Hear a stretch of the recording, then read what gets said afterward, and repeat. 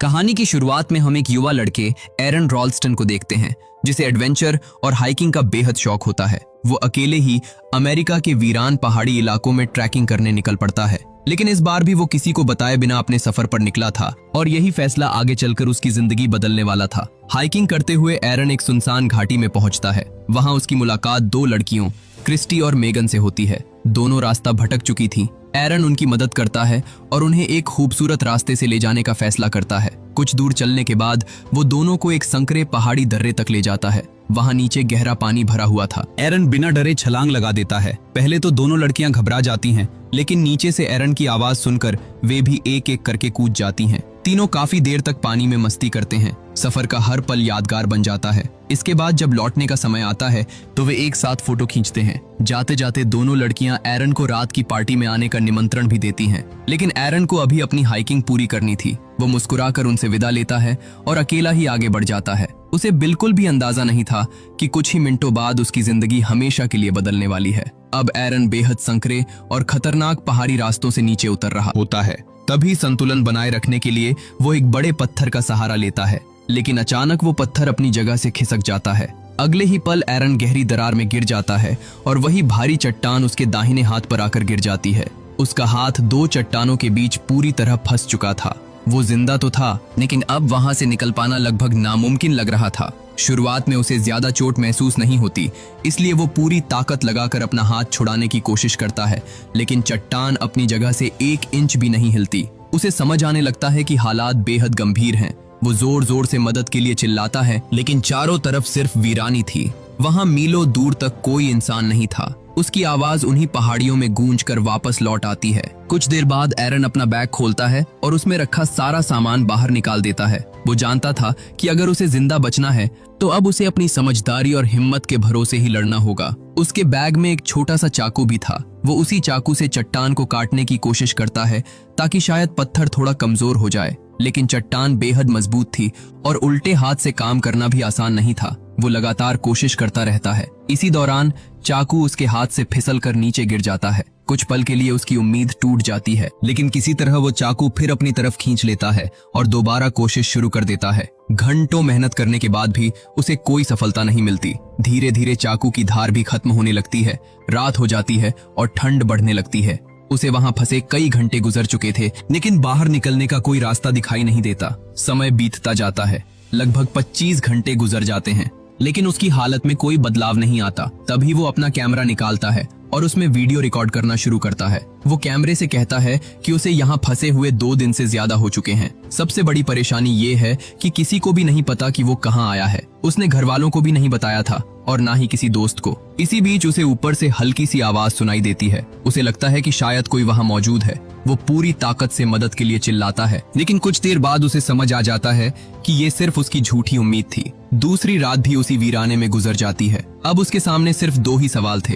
क्या कोई उसे ढूंढने आएगा या फिर ये पहाड़ी दर्रा ही उसकी आखिरी मंजिल बनने वाला था। रात किसी तरह गुजर जाती है, लेकिन एरन की मुश्किलें कम होने का नाम नहीं लेती। अब उसे यहाँ फंसे हुए 2 दिन से ज्यादा हो चुके थे। भूख और प्यास धीरे धीरे उसके शरीर की ताकत छीनने लगी थी। फिर भी वो हार मानने को तैयार नहीं था। वो कैमरे के सामने बैठकर अपनी रिकॉर्डिंग करता है। एरन बताता है कि सबसे बड़ी गलती उसने ये की थी कि बिना किसी को बताए अकेले इस सफर पर निकल आया। अगर किसी को उसके आने की जानकारी होती तो शायद अब तक कोई उसे ढूंढने पहुंच चुका होता। कुछ देर बाद उसे ऊपर से हल्की सी आवाज सुनाई देती है। एक पल के लिए उसे लगता है कि शायद कोई इंसान वहां मौजूद है, लेकिन कुछ ही सेकंड बाद चारों तरफ फिर वही खामोशी फैल जाती है। धीरे धीरे उसका बचा हुआ खाना भी खत्म होने लगता है। वो हर निवाले को बहुत संभाल कर खाता है, क्योंकि उसे नहीं पता था कि यहाँ से बाहर निकलने में अभी कितना समय लगेगा। तीसरे दिन एरन एक नई योजना बनाता है। वो अपनी रस्सियों का इस्तेमाल करके उस भारी चट्टान को हिलाने की कोशिश करता है। वो रस्सी का फंदा बनाकर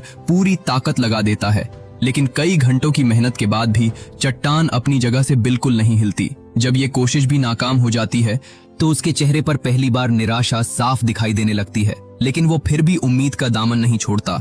उधर उसके पास बचा हुआ पानी भी अब लगभग खत्म हो चुका था। आखिरकार वो आखिरी बूंद भी पी लेता है। अब उसके सामने सबसे बड़ी चुनौती प्यास थी, क्योंकि उस सुनसान घाटी में पानी मिलने की कोई उम्मीद नहीं थी। कुछ समय बाद जब उसके शरीर में पानी की कमी बढ़ जाती है तो वो मजबूरी में अपना यूरिन बोतल में जमा कर लेता है। उसे पता था कि अगर हालात और बिगड़े तो जिंदा रहने के लिए उसे यही पीना पड़ेगा।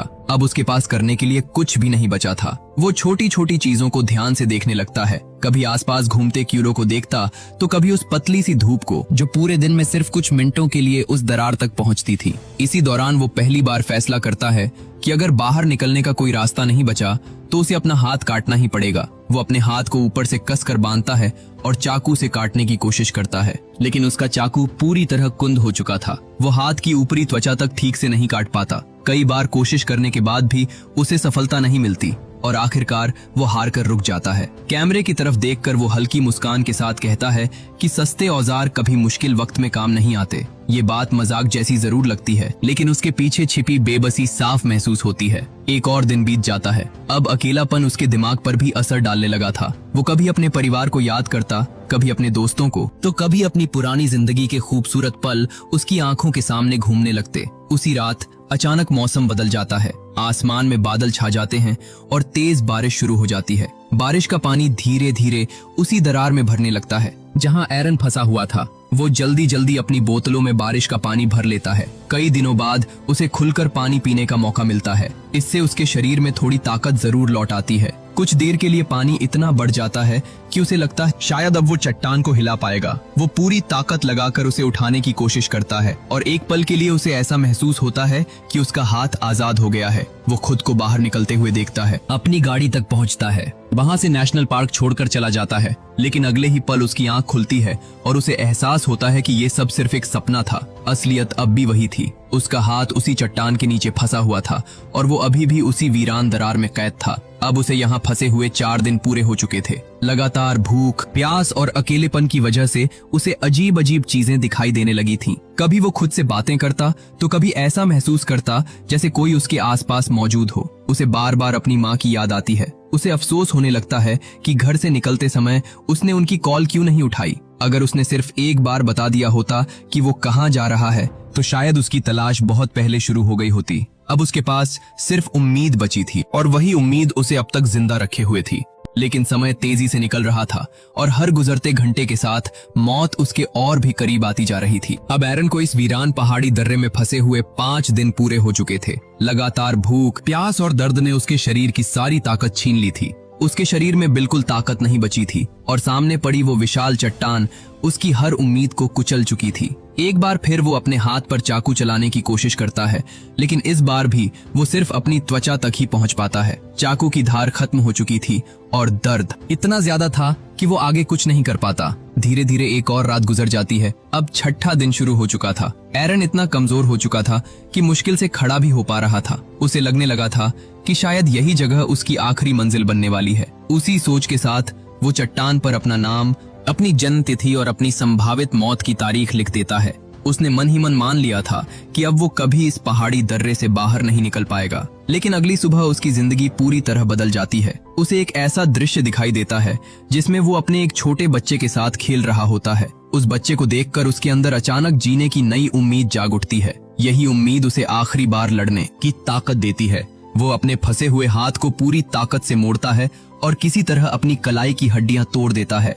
इसके बाद वह अपने चाकू से धीरे धीरे अपने हाथ को शरीर से अलग करना शुरू करता है। ये फैसला उसकी जिंदगी का सबसे दर्दनाक फैसला था, लेकिन उसके पास अब दूसरा कोई रास्ता भी नहीं बचा था। आखिरकार अपना हाथ काटने के बाद वो खुद को उस भारी चट्टान की कैद से आजाद कर लेता है। वो बाहर निकलने से पहले अपने फंसे हुए हाथ की एक तस्वीर भी खींचता है। फिर लड़खड़ाते कदमों से उस पहाड़ी दर्रे से बाहर निकलना शुरू करता है। बाहर निकलते ही उसे बारिश का जमा हुआ पानी दिखाई देता है। पिछले कई दिनों से ठीक से पानी न मिलने की वजह से वो भरपेट पानी पीता है। इतने दिनों बाद उसके शरीर को थोड़ी राहत महसूस होती है। आगे बढ़ते हुए उसकी नजर आसमान में उड़ते उसी पक्षी पर पड़ती है जिसे वो कई दिनों से उस दर्रे के अंदर से देखा करता था।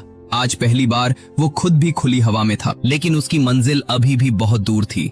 वो दर्द और कमजोरी के बावजूद लगातार चलता रहता है। तभी रास्ते में उसे एक परिवार दिखाई देता है जो वहाँ घूमने आया होता है। एरन पूरी ताकत से उन्हें आवाज देता है। परिवार तुरंत उसकी हालत समझ जाता है और बिना देर किए मदद के लिए सूचना देता है। कुछ ही समय बाद वहाँ एक रेस्क्यू हेलीकॉप्टर पहुंच जाता है और एरन को अस्पताल ले जाया जाता है। समय के साथ एरन पूरी तरह ठीक हो जाता है। आगे चलकर उसकी मुलाकात जेसिका नाम की लड़की से होती है। दोनों शादी करते हैं और कुछ साल बाद उनके घर एक बेटे का जन्म होता है। उस घटना के बाद एरन की जिंदगी पूरी तरह बदल जाती है, लेकिन उसने एक बात हमेशा के लिए सीख ली थी। अब वो जब भी किसी एडवेंचर पर जाता है तो सबसे पहले अपने परिवार और दोस्तों को ये जरूर बताता है कि वो कहाँ जा रहा है। फिल्म के आखिर में बताया जाता है कि ये पूरी कहानी एक सच्ची घटना पर आधारित है। एरन लगभग 127 घंटे यानी करीब 6 दिन तक उस विशाल चट्टान के नीचे फंसा रहा, जिस पत्थर ने उसका हाथ दबा रखा था।